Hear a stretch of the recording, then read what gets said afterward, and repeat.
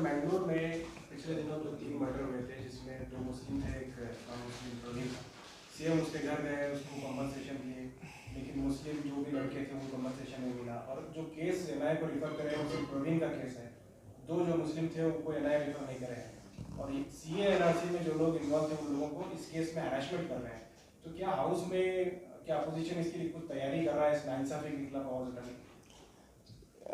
BJP assembly session रखते ही कम दिन के लिए है। जो अभी ये मॉनसून सेशन चल रहा है, ये मामूली हालत में ये 1 महीना के लिए चलना चाहिए, मगर इस बार रखा है सिर्फ आधा महीने के लिए।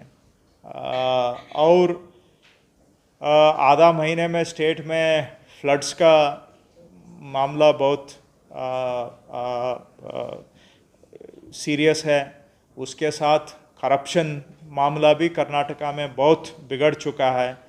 और पीएसआई रिक्रूटमेंट, ये सारे चीज़ जो है, इन चीज़ों को उठाने के लिए ही टाइम नहीं देते, ये ऐसे सेशन करते हैं। फिर भी हमने लॉ एंड ऑर्डर का हालत के ऊपर असेंबली में चर्चा करने का प्लान डिस्कशन हुआ है पार्टी में। हो सके तो नेक्स्ट वीक ये लॉ एंड ऑर्डर बीजेपी आने के बाद, वो कई जगह मुस्लिम मर रहे हैं, कई जगह हिंदू मर रहे हैं, मगर सब जगह इंडियंस मर रहे हैं। ये हमें ज़रूरत नहीं है। नौजवान वो जो भी मज़हब का हो, किसी को भी मरना नहीं चाहिए। तो ये बीजेपी आने के बाद ये नौजवान जो